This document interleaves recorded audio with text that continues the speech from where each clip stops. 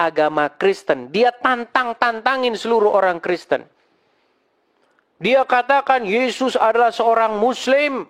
Di dalam Yohanes sekian-sekian ada nubuat tentang Muhammad. Intinya adalah seorang ulama di Indonesia membahas agama orang lain alias agama Kristen dibiayai, difasilitasi oleh negara kita tercinta. Apa fasilitasnya? Fasilitasnya itu adalah sebuah stadion di Stadion Patriot Bekasi, di Bekasi. Yang nonton 40.000 orang pada waktu itu. Apakah ada kepolisian di situ? Apakah ada anggota TNI di situ? Kalian lihat. Apakah ada aparatur negara yang memakai anggaran negara untuk melaksanakan kegiatan itu? Sudah pasti. Kalian pikir polisi jalan pakai duitnya Zakir Naik?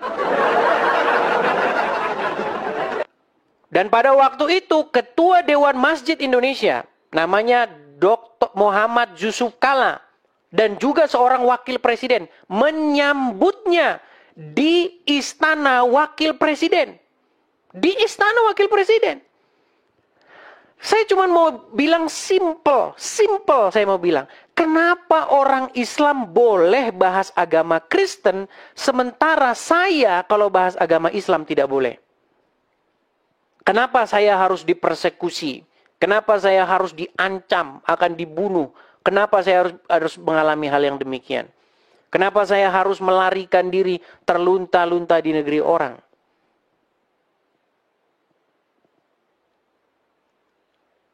Alangkah enaknya kalau saya di Indonesia. Kalau saya di Indonesia, saya nggak tahu lagi. Saya setiap hari cuma dipoto-foto doang. Iya, saya bukan nyombong, teman-teman. Saya nggak nyombong. Dan orang-orang yang ketemu saya, mereka tahu kok sifat saya kalau saya ketemu dengan mereka itu seperti apa. Saya orangnya nggak ada saya ini kok. Biasa-biasa saja saya itu orangnya. Seperti itu.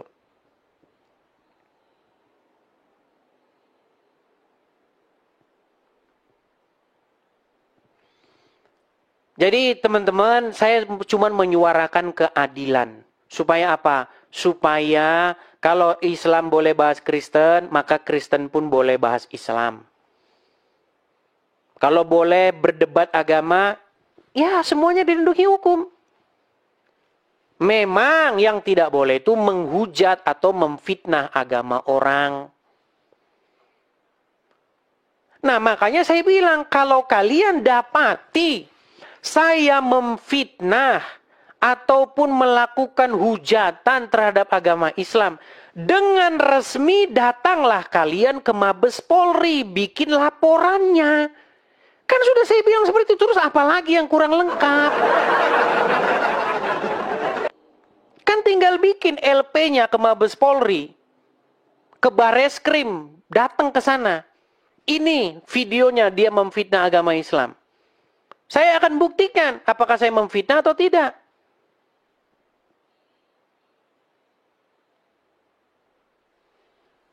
Ya, itu teman-teman. Silakan, kalau ada seorang muslim yang mau mengatakan bahwa saya memfitnah, datang kemari, tunjukkan fitnah saya terhadap agama Islam. Silakan, anak Bugis Bone, silakan nyalakan kamera.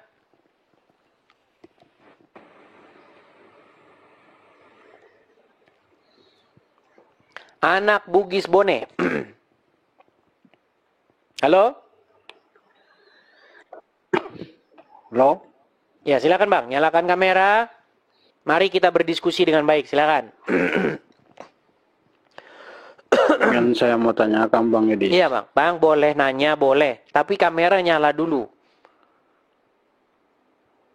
Kenapa? Saya bantu dari sini kalau tidak bisa nyalakan kamera. Bentuk, Itu, sudah saya bantu nyalakan kamera, silakan.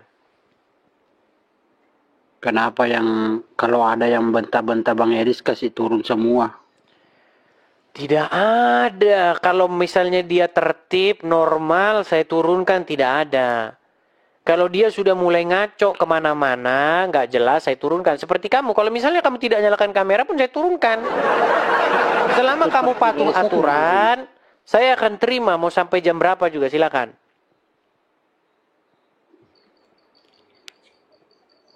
Berani menyalakan kamera? Nah, kabur kan? Tidak berani.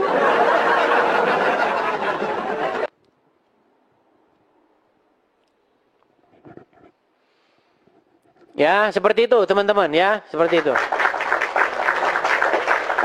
Siapa yang membocorkan? Ya kalian sendirilah yang mencari. Saya percaya netizen Indonesia ini netizen yang betul-betul sadis dan netizen yang betul-betul sanggup melakukan segala macam ini. Ya, itu netizen Indonesia. Makanya netizen Indonesia ini termasuk netizen yang tersadis di dunia. Ya, seperti itu teman-teman. Oke? Oke, coba kita kasih naik ada sebentar ya.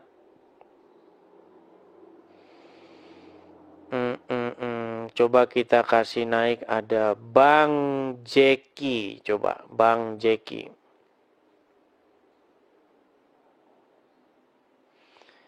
Ya, Bang Jeki. Oh, salah. Sorry. Oke, Hanif Hidayatullah. Hanif Hidayatullah. Ya, silakan Hanif Hidayatullah. Halo. Muslim Bang ya? Hanif? Macet. Ya, kalian sudah melihat ya, kalian sudah menyaksikan sendiri. Oke, coba kita kasih naik ada OC atau tukang kiris nih. Kayaknya namanya ini cocok ini. Tukang kiris. Mana tadi tukang kiris?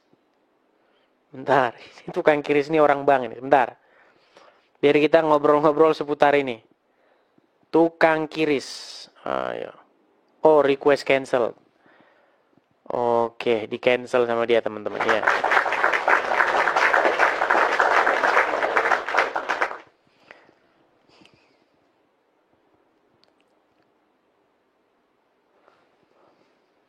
Bahaya kalau begitu Bang BRI bisa dituntut. Ya, itu kan cuman anunya Bang, cuman teorinya Bang. Dituntut juga namanya bank pemerintah.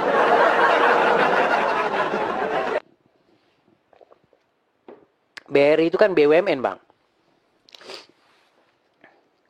Badan usaha milik negara. Dan kalian sudah tahu kan bahwa negara ini ya memang seperti itu.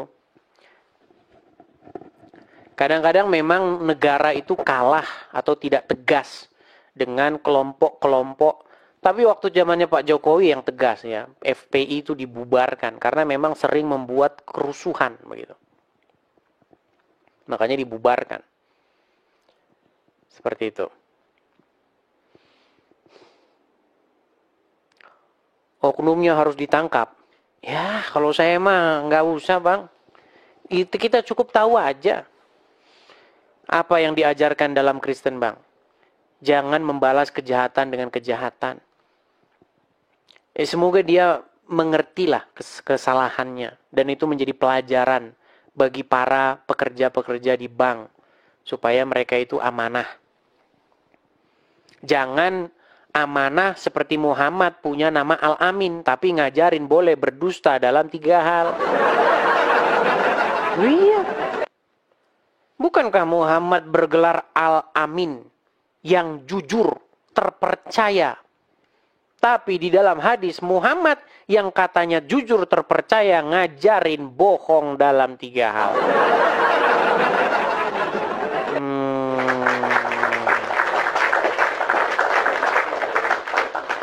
Oke, kita kasih naikkan ada anggota DPRD 02. Namanya lucu, anggota DPRD 02. Ya, silakan anggota DPRD 02.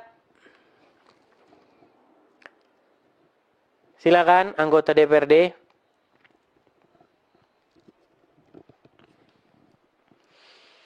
Anggota DPRD. Halo. Oke, baik, saya turunkan ya. Hari ini agak sedikit berbeda ya teman-teman ya, karena memang inilah yang sedang terjadi teman-teman. Dan ini saya pastikan akan menjadi isu panas. Dan ini akan menjadi goreng-gorengannya APII. Apakah APII sanggup berdebat dengan kiamat? Nggak sanggup, makanya rumah kiamat didatengin.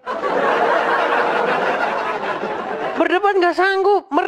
Mereka itu mempermalukan dirinya. Apakah APII sanggup menang? Bisa dia berdebat dengan saya? Nggak sanggup.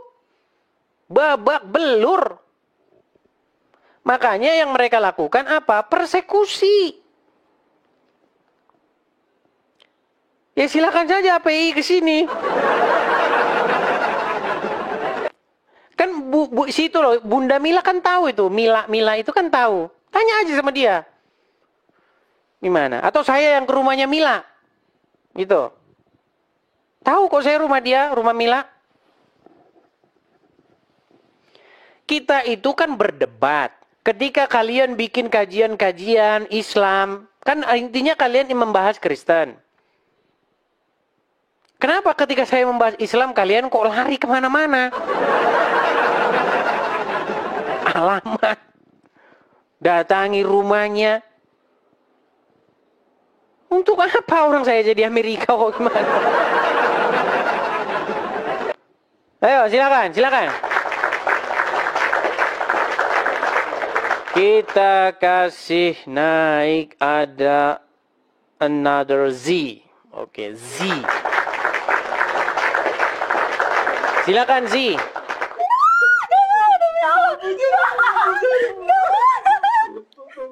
Z, jangan histeris begitu. Histeris dia.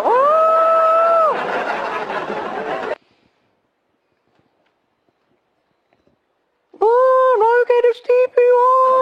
Histeris. Teman-teman biar tahu ya, waktu saya di Indonesia,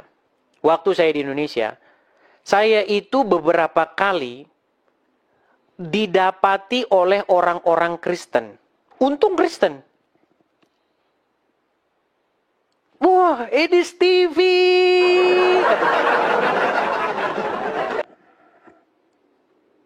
Jadi saya kalau kemana-mana itu selalu menjadi buruan kamera. Bahkan saya nggak suka ada orang yang memvideo-videokan saya. Begitu. Tanpa izin lagi. Video-videokan saya. Kecuali ada izinnya gitu. Bang, izin saya videoin ya, saya upload ya. Oke, silakan kalau seperti itu.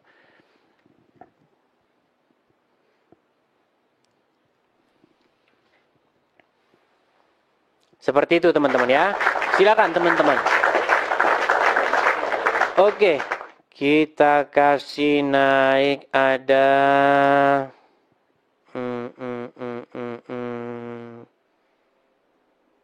Bentar ya. Immanuel Heri SP. Immanuel Heri. Ya, Bang Immanuel Heri SP, silahkan nyalakan kamera, Bang. Ya. Kristen ya, Bang ya? Kristen, Bang?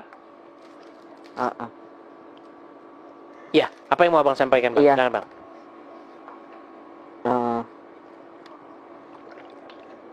Ini apa? Kan saya pernah baca ya. Di situ dikatakan bahwa ada ketika Muhammad terima wahyu itu dalam kondisi trans. Betul nggak? Dalam kondisi apa? Trans. Maksudnya Trans. gimana? Kayak ya bisa dikatakan kerasukan gitu kalau tafsirannya. Ya, karena begini, banyak orang-orang Islam sendiri itu yang mempermasalahkan tafsiran itu. Itu gimana? Karena di dalam terjemahan itu ada yang mengatakan didekap atau dicekik begitu sehingga dia itu sampai kesulitan bernafas ketika di Gua Hira, begitu kan? Nah, kemudian konon menurut ceritanya Jibril berkata bacalah kul. Nah, itulah menurut orang Islam asal muasal terjadinya surat Al-Alaq. Ya, surat yang pertama. Nah, tapi kalau kita membaca hadis-hadis, Muhammad itu pernah berkata begini, wahyu itu datang kepadaku membuat aku itu keringat dingin begitu. Dia itu dikatakan mengalami sebuah manifestasi sehingga tubuhnya bersekujur bermandikan keringat dan dia mendengar suara lonceng. Saya tunjukkan saja ya. Badan Muhammad ketika menerima nabi ya, menerima wahyu. Saya tunjukkan ya. Tubuh nabi ketika menerima wahyu. Nih. Kita bacakan hadis ya. Begini kondisi Muhammad ketika menerima nabi, ketika menerima wahyu. Sebentar, saya bukakan. Nih ya. Ini ingat ya. Websitenya ini dari Muslim ya, dari Khazanah ya. Begini kondisi tubuh Muhammad kala menerima wahyu. Menurut riwayat-riwayat hadis apa dikatakan? Nih. Dalam kitab Sahih Al-Bukhari, ya, sahabat Harits bin Hisyam pernah menanyakan kepada Rasulullah tentang bagaimana wahyu itu turun. Lalu Rasulullah pun menjawab, terkadang wahyu itu datang kepadaku seperti suara gemericing lonceng. Ini ingat ya. Ini seperti suara gemerincing lonceng. Ini poin yang harus Anda ingat. Jibril langsung datang dengan menyerupai seorang laki-laki dan menyampaikan wahyu kepada Muhammad. Bagaimana kondisi Muhammad? Dikatakan oleh Aisyah menjelaskan bahwa dirinya pernah menyaksikan bagaimana Rasulullah saat menerima wahyu dalam suatu waktu yang sangat dingin. Rasulullah pun sampai mengucurkan keringat ketika menerima wahyu. Telah menceritakan kepada kami Yusuf bin Urwah dan seterusnya dari Rasulullah. Wahai Rasulullah, bagaimana cahaya wahyu turun kepada engkau? Rasulullah menjawab, terkadang datang kepadaku seperti suara gemericing lonceng, dan cara ini yang paling berat buatku. Lalu terhenti hingga aku dapat mengerti apa yang disampaikan. Dan terkadang datang seperti malaikat dan seterusnya. Tapi, perhatikan. Ya. Suara lonceng itu identik dengan apa? Suara lonceng itu identik dengan Kristen. Teng. Kalau kita ada gereja Katolik di samping, tweng. Ternyata menurut orang yang sama, Muhammad itu adalah suara setan. Perhatikan. Abu Hurairah dan seterusnya.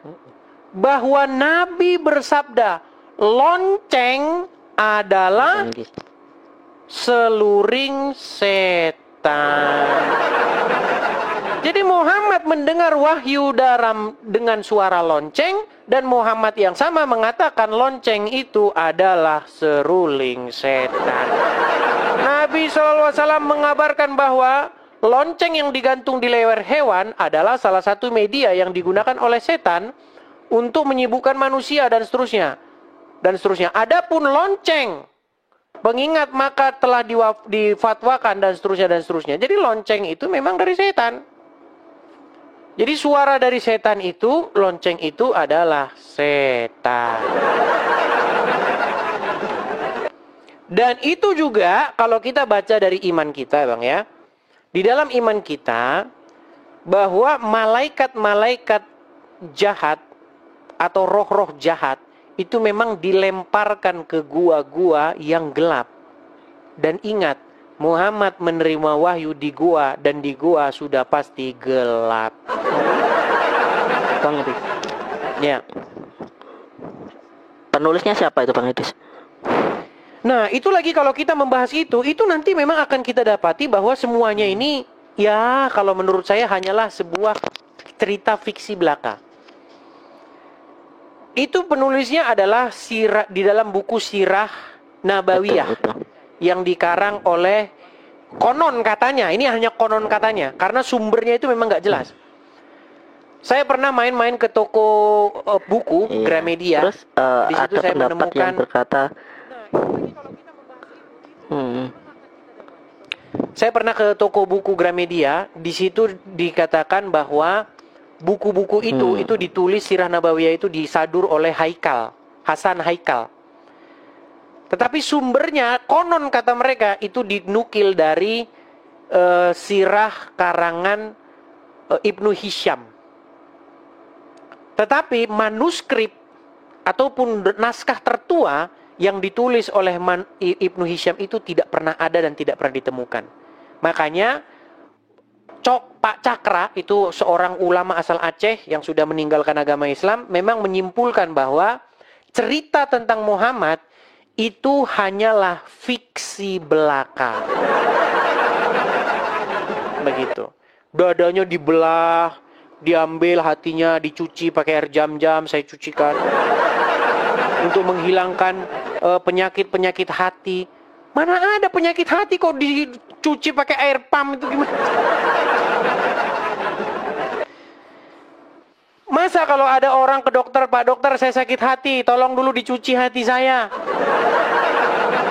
Ada sebuah buku yang bagus. Buku itu ditulis oleh Robert Spencer. Judul bukunya adalah Did Muhammad Exist? Nih, saya kasih judul bukunya. Ini buku yang bagus. Ya. Did Muhammad Exist? Ya. Yang ditulis oleh seorang pakar Islam namanya Robert Spencer. Ya, ini bukunya kelihatan. Nih. tapi kalau Apakah Muhammad Muhammad itu fiksi, kenapa kok mereka percaya sekali ya? Bang, jangan salah bang. Banyak orang Islam nggak percaya bahwa Muhammad itu tokoh yang seperti itu. Namanya siapa? Contoh ulama yang percaya, yang banyak mengatakan Muhammad fiksi itu adalah Buya Sakur. Buya Sakur itu dia mengungkapkan banyaknya kejanggalan-kejanggalan cerita tentang Muhammad. Nah, di dalam buku ini, kesimpulan dari buku ini apa? Kesimpulan dari buku ini adalah sesungguhnya tokoh Muhammad yang dikenal oleh umat muslim itu lebih merupakan tokoh legenda ketimbang tokoh yang sejarah. Tapi buku ini tidak mengatakan Muhammad itu tokoh fiktif, enggak. Buku ini tetap mengatakan Muhammad itu adalah tokoh yang benar-benar ada, tetapi Muhammad yang dikenal oleh orang Islam itu bukan Muhammad yang aslinya, bukan tokoh Muhammad yang sejarah, tetapi tokoh Muhammad yang legenda, yang sudah ditambah-tambahi cerita-cerita fantasi, dongeng orang-orang tidur. Iya, sudah ditambahi dengan cerita-cerita fantasi. Bang, nggak usah masa lalu. Setiap tokoh besar, saya ini adalah orang yang sangat senang dengan sejarah.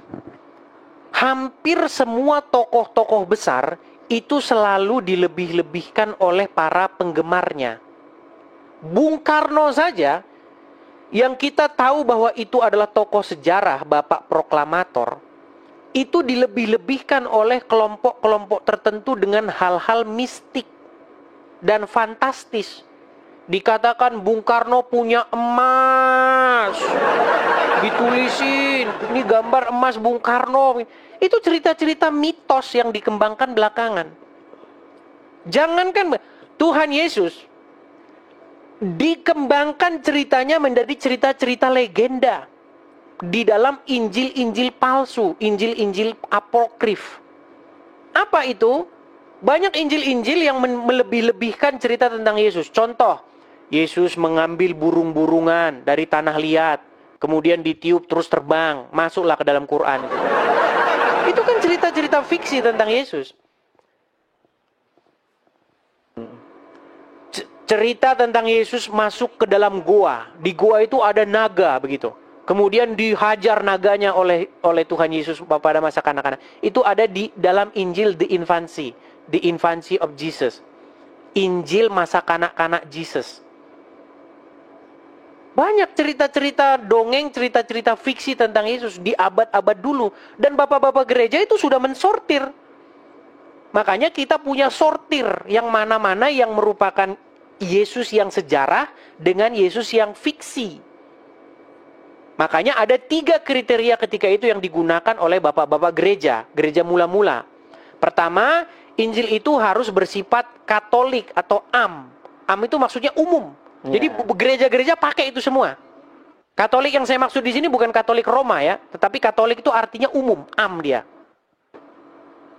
Ya, semua gereja itu terima itu. Kemudian dia harus ortodoks dan harus apostolik, berasal dari para rasul. Dan pengajarannya ortodoks dan dia harus am, seperti itu. Itu ada saringannya, nggak asal-asal kita terima. Seperti itu. Oke gitu ya Bang Immanuel ya. Nampaknya dia juga delay teman-teman. Oke, saya turunkan saja ya, delay. Dia tidak mendengar suara kita teman-teman. Ya itulah teman-teman ya. Perdiskusian kita malam hari ini agak sedikit berbeda. Ya, karena nanti kalian akan lihat sendiri apa yang akan heboh ya teman-teman ya. Bagaimana ya seperti biasa channel Bibir Plus. Tahu kan channel Bibir Plus? Nah, channel Bibir Plus itu adalah channelnya ya si Julius. Sekarang channel Bibir Plus itu sudah nambah. Channelnya Rudy Iskariot. Nah, itu juga sudah jadi channel Bibir Plus. Jadi sekarang teman-teman banyak orang itu hanya mengejar konten, mengejar iklan. Ya, kemudian mereka dapat AdSense dari situ, yaitulah channel-channel Bibir Plus. Yang kerjanya hanya menggosip dan lain sebagainya. Ingat channel ini tujuannya bukan channel Bibir Plus ya, tapi channel ini adalah channel yang membahas debat antar agama, diskusi atau debat, bukan caci maki atau hujat antar agama. Ya, seperti itu.